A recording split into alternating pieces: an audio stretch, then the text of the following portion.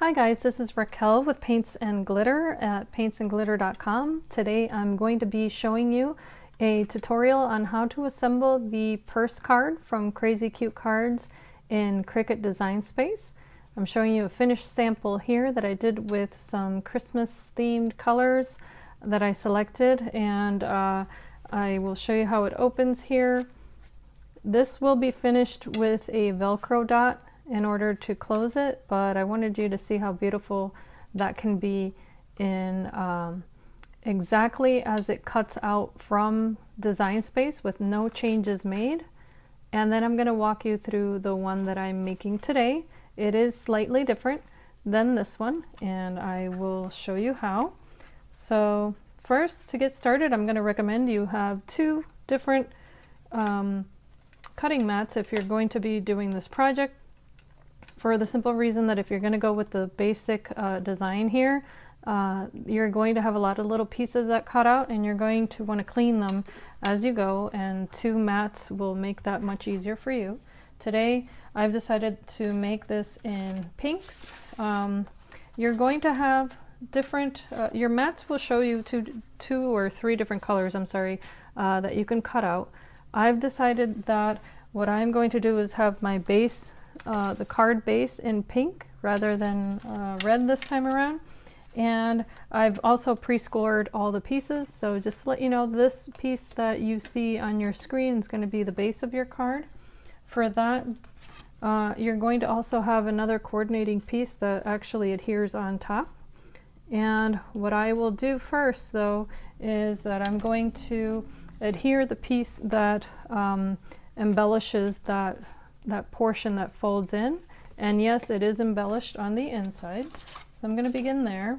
And for that, I've cut this beautiful pattern paper that has gold and pink on it. And to adhere this one, I'll be using my Scotch ATG permanent adhesive.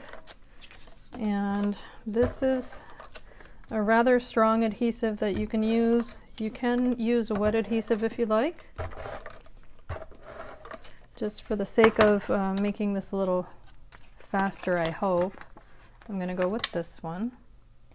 And you're going to notice also on this project that there are pieces that, or score lines, I'm sorry. And see, this sticks pretty fast, so I have to be very careful. There are score lines that are actually kind of a double score line. You're going to notice that throughout. On those pieces, that is not done in error. You're going to need that to be so, and you can already tell it's not perfect, but that's okay. It's because of the bulk of the card that you're going to need that on this. So okay, so there's the inside of the top piece. Now I'm going to adhere the inside of the bottom piece, and for that you'll need another one of the pieces that cuts out that looks like half of the card. And I'm sorry for the glare there. So this can go on the inside. And now what I've done is that I used my hide contour feature on Design Space. So basically when you import this file, you can click customize rather than just make it, the make it now option. And if you click customize, the first thing that you can do is ungroup your cuts or your file. Just ungroup all of it, and then you can select the pieces that you want to manipulate. What I did was that I selected all the ones that I knew would layer on the base pieces individually. After selecting them, I clicked hide contour and then hide all contour. The hide contour button's on the bottom right hand side of the layers panel. If you click hide contour on your piece, it's going to hide all of the, just as the button implies, all of the contour shapes that are to be cut out. And then you can individually go back and deselect if you want to alter your image. Now here, just to let you know, there's that crease, and I hope I've been in frame. That crease, you want to allow a little bit of space there from that fold line when you're putting that top portion on. So again, that leaves room for folding because this is a bulkier card. It's not as thin as regular A7 cards or A2 cards. So if you see there, you could even end it there if you wanted to. If you wanted to keep it a simple project, that could be your little card.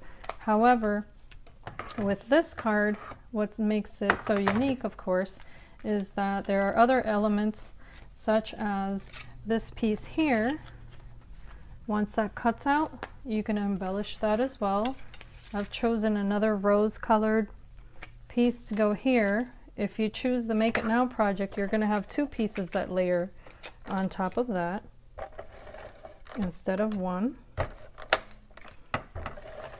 I'm just going with the rose color, so I decided to hide contour on all of them, and then I also decided to only cut one layer rather than two, since I wouldn't be using those decorative elements. I decided to just let the paper be what was decorative about this one, just to keep it a little simpler. And I'm just rolling the adhesive under there because I went over the border, but this strip goes here, and this is very unforgiving. Okay, here we go. I'm trying to go as close to that border as possible. Here we go. And then press that down. This will fold in up this way and then in like that. So I'm going to go ahead and apply adhesive just on those edges, if this will cooperate with me. It's kind of tricky to use this. Sometimes it works perfectly, and other times, to be honest, it's quite a pain. I don't know why it does that, but if anyone knows the secret, please let me know. All right, but I still use it. I find it to be handy. Okay, so that's the piece that's going to go on the top half of the inside of your card. I'm going to go ahead and apply adhesive there. And I'm sorry if I just bumped the camera. I'm trying to go fast here on the application of this glue. I normally would be going much slower, so in any case, I do have a rubber eraser, so I'm not too concerned. So here you can use either a ruler if you like. I do have one here that has it's a transparent ruler. I highly recommend these because then you can actually see the paper underneath, and it gives you a bit of a guideline so that it's not entirely crooked. So there's that. Looks good to me. I also have, for the bottom, there's this wonderful little envelope that cuts out. I chose the base color to be pink, and then it has a decorative element. If you choose the basic design that's pre-selected, then you're going to have two pieces that layer on top of this. In my case, I will only have one, but the assembly is still the same, which is why I decided to go ahead and do this tutorial. So that decorative element goes there. And what I will do is I'm not going to apply any adhesive to this. I'm just going to apply it to the back, which that's the part that's going to glue into my purse card. And the reason being that I will put my personal information stamped onto the inside in here. So I will do that before I glue it with the glue dot. So this will go here. I'm just going to, actually, I'll use my ruler again. Let me be smart about it, right? And that way I can kind of butt it up against the ruler, and that will help it stay straight. Okay. So now you see the basic assembly of the inside of the card, and there's also a little card that cuts out that fits in here. And what I did was that I stamped it, a white piece of paper, I'm sorry, separately, and then layered it on top of that. I went ahead and heat embossed it and added gold glitter pen to the butterfly there and the edges to help it coordinate with the gold paper. And it just says friend on there. Okay, so now we're done with the base of this card. If you flip it over now and close it, you can then you'll be able to see how it is that the rest of the card should be assembled here. I'm gonna make sure it's nice and clean. There we go. This piece here that has the buckle on one end and the strip that that's just the little belt, if you will go like so, with the buckle facing the fold of the card on the bottom. And one more time, I'll just repeat, if you have the regular design, then you're going to see how you're going to have a piece, I'm sorry, let me put my camera back. You're going to have a piece that layers on top of this. That's going to have the decorative element. In my case, I just went ahead and use that hide contour as I mentioned before, and that's why mine is solid. Now for this one, I'm making sure that this piece is a little bit closer. Here, let me see if I can move this down. And you get to see the mistakes that I make here, but that's okay. There will be no casualties. All right, let me make sure that I line this up perfectly. And it's easier said than done when you're concerned about timing and filming. All right, I'm just gonna put it, no, I'm not. All right, let's do that. Third time's a charm. I wanna make sure that I work with the adhesive and that I also line this up properly. There we go. I think I got it this time. All right, there we go. So there's a little bit of that pink edge showing. I am meticulous to a fault, but I'm gonna live with it, because on top of this, I'm going to also adhere this gold piece. Okay. And